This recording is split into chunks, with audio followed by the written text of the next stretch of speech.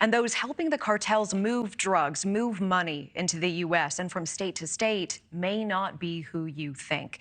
A former Indiana beauty queen is now being indicted by federal authorities on charges that she was part of a cartel trafficking ring. Officials allege that 34-year-old Glennis Zapata used her access as a flight attendant to help cartel members move hundreds of thousands of dollars worth of drug money on commercial flights. Now, NewsNation is digging into this issue tonight. We are finding it is not an isolated incident. Earlier this month, 4 flight attendants were charged with smuggling as much as $8 million in drug money from the U.S. to the Dominican Republic over 7 years.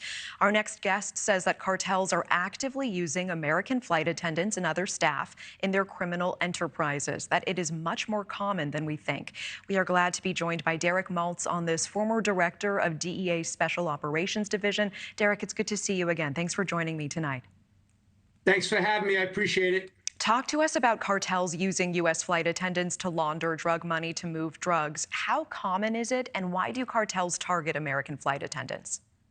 So this has been going on for many years. Even before 9/11, 1999, there was a major case in Miami, Operation Ramp Rats, where they had airport workers, airline employees. The cartels are going to do anything they need to do to get their drugs into America and their money back. They run a multi-billion-dollar enterprise.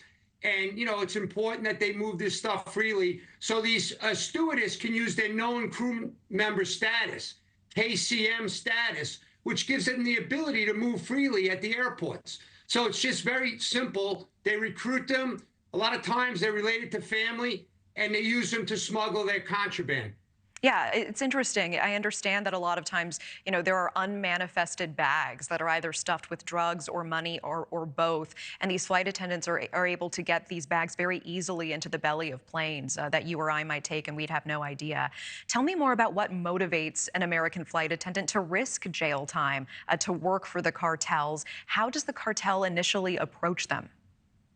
Well, there's many ways. Like I said, they have to be pretty much confidants in many opportunities are out there because people are looking to make money. Right now, it's very difficult to pay bills.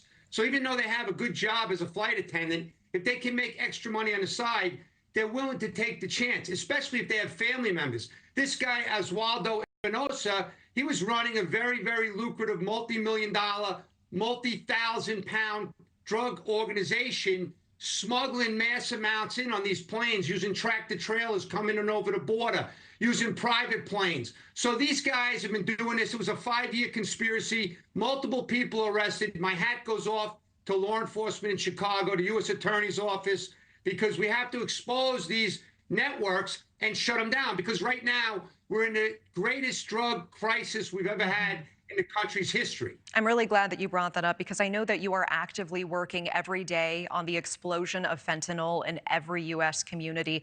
And you say that a mother actually contacted you just this morning, saying that she just lost her 2nd child to fentanyl poisoning. Can you tell me more about that? Right. I spoke to her. She was a doctor, and she lived down in Georgia.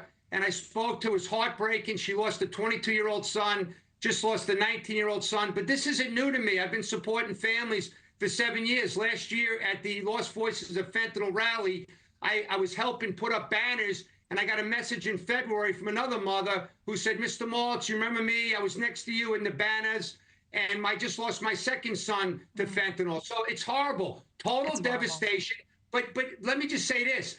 This past week, there was a 2-year-old girl who died of poisoning in downtown Minneapolis. There's mass poisonings all over the country. We've never seen. This is a public health and national security emergency. We need action. Thank you for watching. Go to newsnationnow.com to find NewsNation on your television provider. And don't forget to click the red subscribe button below to get more of NewsNation's fact-driven, unbiased coverage.